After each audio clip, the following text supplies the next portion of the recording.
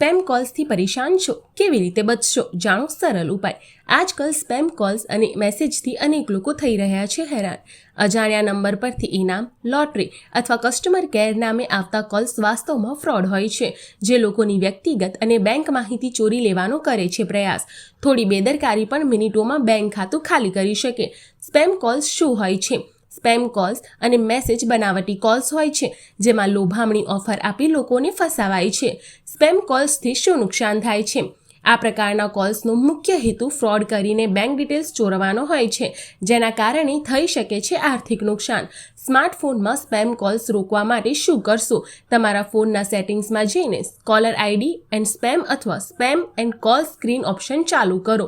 આ ફીચર આપમેળે સ્પેમ કોલ્સને ઓળખીને બ્લોક કરવામાં કરે છે મદદ।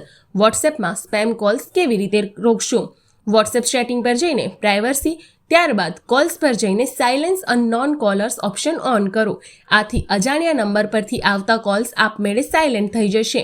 ખાસ સાવચેતી, કોઈ પણ અજાણી લિંક પર ક્લિક ન કરો। શંકાસ્પદ કોલ્સથી દૂર રહો, નહીં તો તે મોટા ફ્રોડમાં ફેરવાઈ શકે।